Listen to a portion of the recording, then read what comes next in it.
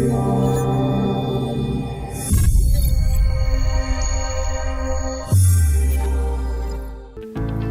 of the schools that you go into aren't Christian. That's right, yeah, Some percentage. Christian schools, but many aren't. Oh, sorry to interrupt, but even in the Christian schools, 80% of them can be non-Christian. That's right. Yeah. So when you're telling these kids and you're giving them advice, say, abstain from sex before marriage, like wait till marriage. Yeah. Many of them just won't listen. No, that's right, they won't. So is there a way to get around that? Yeah, it's interesting because a lot of the girls relate to the love aspect, but that's not enough to say, I believe with a Christian viewpoint, I'm going to wait till I get married. They understand that a lot of the times they feel used sometimes, or if they removed their sexual part out of their relationship, the boys would leave. Look, I know that's a reality. That's a reality. I show 2 points of view, really. I'll definitely bring up the Christian viewpoint, but I also bring up the reality of young people aren't Christians and don't share my opinions or my belief about what's right and wrong towards sexuality. I think the most important thing for young people today is character. What young people tend to do is they jump in. They're very impulsive because of the way their prefrontal cortex isn't fully developed. That's why they're into risky behaviour. They don't think about the consequences or judge if that's right or wrong, and they just jump in. And when it comes to relationships, a lot of young people jump into a relationship because the world says that's what you do. When you hit 15, 16, you need a boyfriend or girlfriend. Actually, I'm saying 15, 16, my goodness, it probably starts when they're 10. Do you know what I mean? And what happens is typically there is an expectation when you're in a relationship. Well, we know that holding hands would be one, wouldn't it? What about a cuddle? I think a kiss would be there, depending on the age. And you could see that from the stats in La Trobe University. They're saying that in year 10, 80% deep kissing, 67% touching each other physically, 45% oral sex, and 25% vagina-penis type sex. So we know they're engaging. That's in independent and state schools. So they're engaging in sexual activity.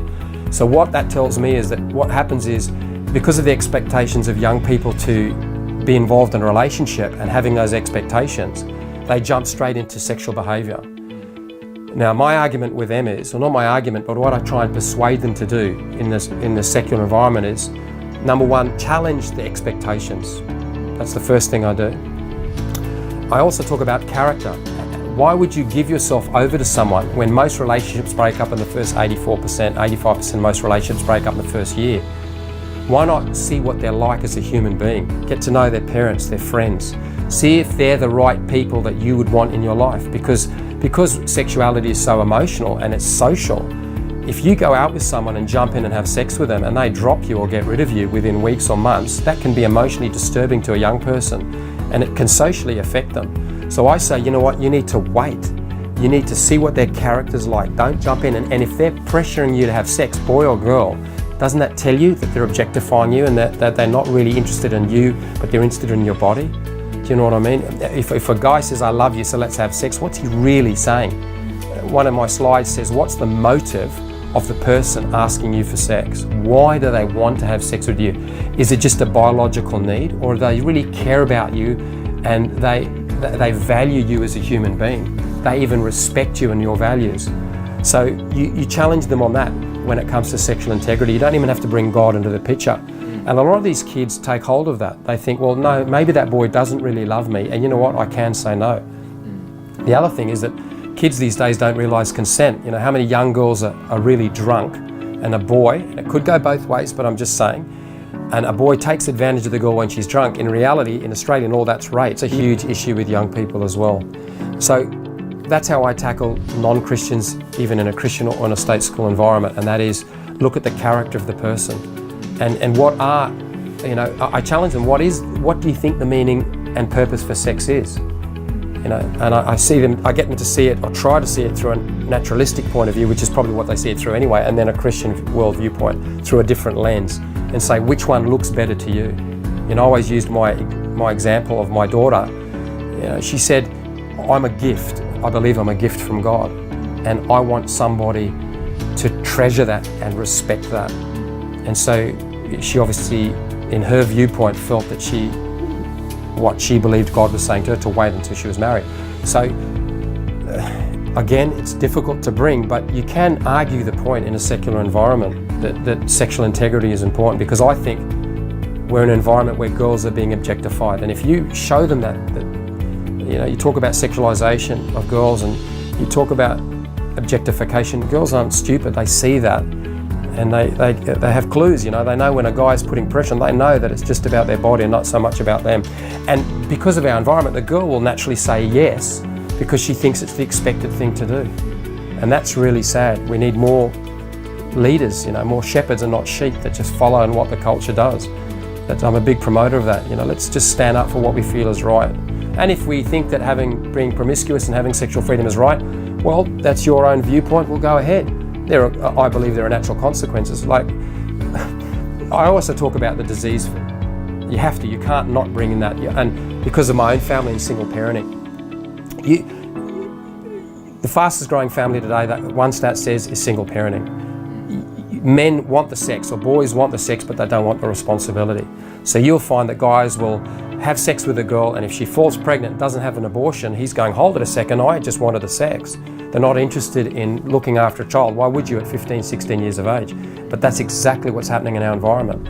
And it's us taxpayers that are paying for that. $450 a week a single mother will get. And she's looked after financially like that. It's not a lot of money, and they struggle. You can't live on $450 a week. And they struggle big time. But we don't think about that. We don't start with the end in mind. We just want the sex, but we don't think about the responsibility. And then when it comes to abortion, I've got my personal views on abortion, but how men will just say, or boys have an abortion, as if it doesn't mean anything. Speak to a woman that goes through the process. If you work out the process of how people go through abortions, it's incredibly traumatic. And you just simply can't be ignorant and say, well, just go and have an abortion. That's madness. So I think that sex is far more complicated. And so when I'm talking to the young people, I'll say to them, look, there is a possibility that you can fall pregnant. Condoms break. Only 40% of people use condoms. They say, oh, well, I'm free from disease. I say, well, hold on, you can get a virus or a bacteria from using a condom. And they go, well, how do I do that? Well, for instance, if two people get together, they're 15 years of age, they're at a party, they have a few drinks, they go out the back and they have sex. And the guy's been responsible, he's got a condom on. At the end of the night, end of the sex act, end of the sex, I should say, she runs off and he's standing there, he's looking at his condom. What's the first thing he's going to do? He's going to remove the condom. He grabs the condom and throws it in the bin, zips up his hand. What he doesn't realise is she has a history of having sexual partners, and one of them had herpes, which is a virus. It attacks the central nervous system. You get sores on your genitals, even under your arms and your mouth, if it's active. But it stays with you for life. Now, as he grabs the condom and throws it away, what's he got on his hand? Virus. Highly infectious virus. He's got herpes on his mouth. If he touches on his hand, if he touches his mouth or touches his eye, goes in, shakes someone's hand, the common cold. If I sneezed into my hand would you shake my hand? Why? Because you can get that virus, it can go straight to you. That's how people get colds. We forget that. So if you're promiscuous with your sexual behaviour, there are around 25 incurable diseases out. There's an epidemic in the world with diseases today, one of them being cancer. The second one is sexually transmitted infections. It's a huge problem in Australia and all over the world. 30 million people dead of AIDS, and that's rising, it's probably more, that's an old stat, 15 million orphans. When you're promiscuous in your sexual behaviour, when you have sexual freedom, I don't care if you wear a condom or not, there is a risk of you getting a sexually transmitted infection that can affect your life forever. Look at HPV, human papillomavirus. That particular wart doesn't say on the stem of the penis, it might end up on your pelvis. Two people having sex, the instant that wart touches you, that's infectious. If I touch someone and put my hand down someone's pants and they've got HPV, it's on my hands, man. Now, there's a possibility it won't infect me, but there's a high percentage where it will affect me. That's how it's spread. And that's using a condom. So condoms will give you safer sex, but it's never safe sex. Condoms break. People fall pregnant all the time with condoms because they snap, they break, or 40% don't use condoms. So disease is one factor, single parenting is another, sexual integrity and knowing character is important. These are all aspects when talking about sexuality. You can't just bring the Christian answer in. When you're talking to a secular environment, you have to bring in the other aspects of sexuality. Look, it's a hard argument to bring sometimes to young minds that are, testosterone levels, they're going through adolescence, it's very difficult, but some listen and some take note of what I'm saying, and that's what the ministry is all about. It's persevering, and And I've got passion and continued passion to do that. Even if I change out of 110 people, I've still done my job, you know.